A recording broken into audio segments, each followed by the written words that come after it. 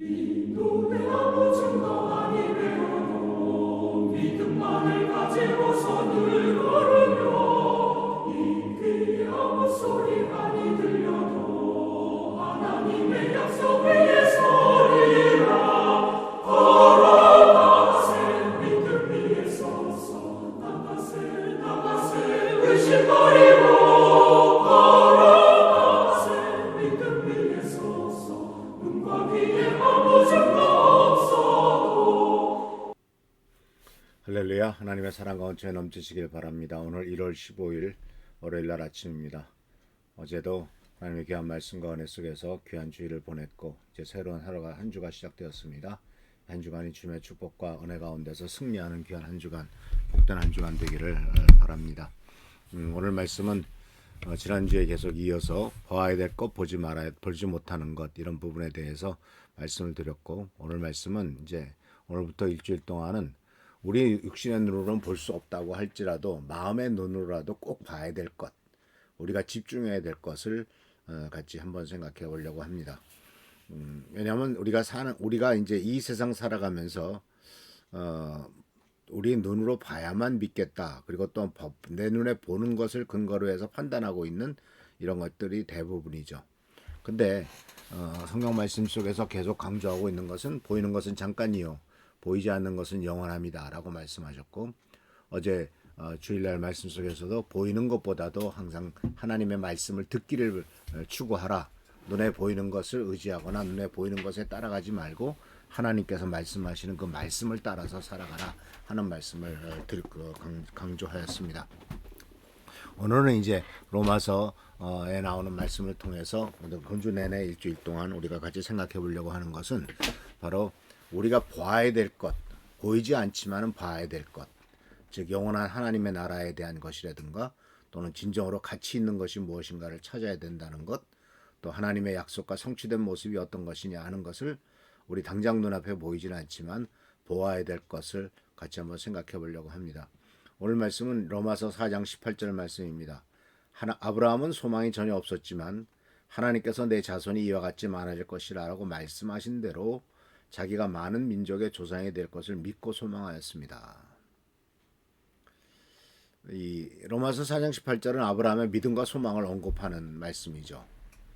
이 말씀 속에서 사도 바울은 로마에 있는 성도들에게 진정으로 보아야 될 것이 무엇이냐 하는 것을, 그 과정을 우리들에게 다시 한번 가르쳐 주는데, 첫 번째 단계가 바로 뭐냐면은 우리의 현 상황을 근거로 움직여서는 안 된다는 거죠. 왜냐하면은 4장 18절은 이렇게 시작됩니다. 소망이 전혀 없었다.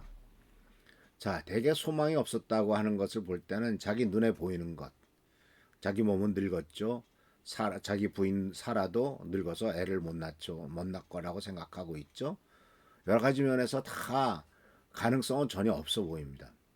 소망이 전혀 없어 보입니다. 그런데 하나님께서 내 자손이 이와 같이 많아질 것이다 라고 말씀하셨고, 그 귀로 들었던 하나님의 말씀을 계속 그 사람 아브라함의 내면에 침전시켜서 계속 쌓아둠으로써 이제 믿음의 그 출발을, 그리고 믿음을 그곳에서부터 계속 끌어나오게 된 것을 보게 됩니다. 바랄 수 없는 표현이란 말은 바랄 수 없는 중에 믿었다라고 하는 것, 소망이 전혀 없었다라고 하는 것은 인간의 관점에서 볼 때 아브라함에게는 전혀 희망이 없어 보였다라고 하는 사실을 얘기하는 것이죠. 그래서 이와 같은 절망적인 상황 속에서도 아브라함은 약속의 말씀을 믿습니다. 그래서 아브라함의 믿음은 상황이나 눈에 보이는 현실에 근거한 게 아니죠. 오히려 그것은 하나님과의 약속과 그분의 신실하심에 대한 이 믿음의 모든 기초를 두고 있었다라는 것입니다. 그래서 이 말씀 속에서 보면은 그가 믿고 소망하였다라는 말은 다른 말로 또는 희망 중에 믿었다라고 이렇게 번역이 될 수가 있는데, 이것은 바로 아브라함의 믿음이 희망, 즉 하나님의 약속이 성취될 것이라고 하는 흔들리지 않는 기대와 소망의 뿌리를 두고 있는 것을 보게 됩니다. 그래서 믿음의 뿌리는 우리가 뭐 믿는다고 소리 지른다고 되는 것이 아니고, 진정한 믿음의 뿌리는 하나님의 약속이 틀림없이 이루어질 것이라고 하는 흔들리지 않는 기대가 믿음의 뿌리입니다. 그래서 우리는 여기에서 무엇을 생각해야 되냐면 우리들의 믿음은 어떤 특징을 가져야 되냐면요. 상황에 맞서는 믿음이 돼야 됩니다. 우리가 지금 직면하고 있는 이런 상황과는 전혀 다른 지금 내가 직면하고 있는 모습보다도 지금 모습은 절망적이고 좌절스럽다고 할지라도 그 상황에 맞서는 믿음을 가져야 됩니다. 우리는 이것은 바로 아브라함이 보여줬던 모습 속에서 우리가 배울 수 있는 것이죠. 아브라함이 믿음에서 영감을 얻을 수가 있습니다. 극복할 수 없는 것 같은 도전에 직면했을 때 정말 이건 불가능한 일이야 라고 생각할 수밖에 없는 상황이라 할지라도 이 사도 바울이 가르쳐 주는 대로 바로 이 아브라함의 믿음은 바로 하나님께는 불가능이 없다. 불가능한 것을 성취할 수 있다라는 것을 믿고 하나님의 약속에 믿음을 두도록 격려를 하고 있는 것입니다. 그래서 불확실한 순간에서도 우리는 성경의 말씀에서 말씀하신 하나님의 약속에서 희망을 찾을 수가 있습니다. 아브라함처럼 성도들은 주변의 눈에 보이는 상황에 흔들리기보다는 하나님의 말씀의 확실성에 초점을 주는 쪽을 항상 우리는 선택해야 될 것입니다. 동시에 이것은 이와 같은 믿고 소망하는 데 있어서 꼭 필요한 것은 인내겠죠. 기다리는 것이 필요합니다.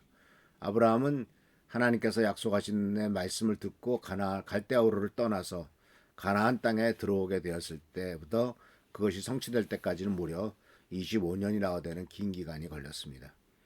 그래서 이런 긴 기간 동안의 기간은 인내를 쌓아가는 과정이고 믿음이 자라는 과정이며 동시에 더욱더 소망을 찾아가는 과정이라고 볼 수가 있습니다.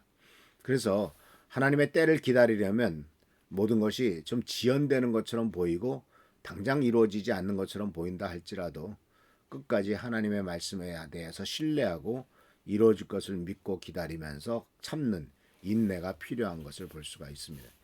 그래서 이 아브라함의 믿음은 우리들에게 있어서 중요한 모델입니다. 아브라함이 보여주고 있는 진정한 믿음은 유리한 환경에 달려 있는 것이 아니라 하나님의 성품과 하나님의 약속에 대한 깊은 신뢰에 기초를 두고 있다는 것을 아브라함의 믿음이 우리들에게 보여주는 것입니다. 또한 하나님의 능력을 믿는 것이죠.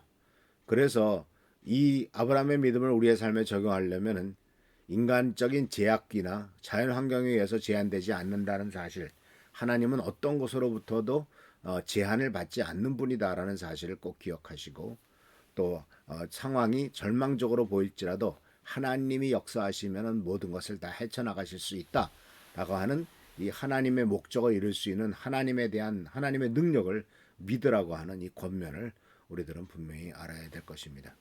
그래서 뿐만 아니라 이것은 우리들뿐만 아니라 다음 세대까지 이런 모습을 보여주는 것이 중요합니다. 성경 말씀에 보면 아브라함과 이삭과 야곱에 이어질 때 하나님께서 하신 약속이 계속 반복되는 것을 보게 됩니다. 아브라함에게 하신 약속을 이삭에게 하고 이삭에게 한 약속이 야곱에게 또 전달됩니다. 이것은 하나님이 직접 아브라함과 이삭과 야곱에게 약속의 말씀을 반복하시는 것도 있지만 아브라함이 이삭을 축복하면서 말한 것, 또 이삭이 야곱을 축복하면서 말한 것이 다 하나님으로부터 받았던 모든 약속들을 반복하고 있다라는 사실을 분명히 우리들에게 보여줍니다. 우리는 이러한 조상 때로부터 내려오는 아브라함과 이삭과 야곱의 그 가문에 흐르는 약속과 축복의 모습들은 우리들이 이 세상 살아가면서 우리들의 다음 세대에 어떤 하나님의 축복과 은혜와 믿음을 전달해야 되느냐 하는 것을 가르쳐주는 중요한 도전이라고도 볼 수가 있습니다. 우리들은 사실 조상 때로부터 내려오는 어떤 계속해서 유전적으로 내려가야 될 긍정적인 면을 참 그런 어떤 가치관이나 어떤 것은 없지 않습니까? 우리는 기독교 신앙인으로서 바로 하나님이 보여주시는 이러한 가치관을 계속 또 하나님의 살아계심과 하나님이 우리의 주님이고 또 하나님이 다 책임지시고 하나님이 돌봐 주신다라고 하는 유일하신 하나님에 대한 그 믿음, 이 믿음을 다음 세대까지 전달하는 우리 모두가 되기를 축원합니다. 어제도 말씀드렸던 쉐마 들어라 이스라엘, 여호와 하나님은 오직 한 분이신 분이시다. 너는 마음을 다하고 성품을 다하고 정성을 다하여 주 너의 하나님을 사랑하라 라고 하는 이 말씀이 대대손손 이어지도록 하나님께서 이 모세를 통해서 명령하셨던 것처럼 동일한 명령이 우리들에게도 주어진다는 사실을 기억하시면서 하나님의 놀라운 축복과 은혜를 경험하기를 축원합니다. 할렐루야. 축복합니다. 기도하겠습니다. 오늘도 주님의 은총 가운데서 하루가 시작됩니다. 우리들을 불쌍히 여겨주시고 도와주셔서 잘 감당할 수 있도록 축복하여 주시옵소서. 간절히 간구하고 나오니 우리들의 삶 속에 진정한 회복과 은혜가 있도록 도와주시고 승리하는 삶, 복된 삶이 되도록 주여 축복하여 주시옵소서. 오늘도 함께 해주시길 바랍니다. 은혜로서 채워주시길 바라오니 주여 도와주시고 역사하시고 돌봐주시옵소서.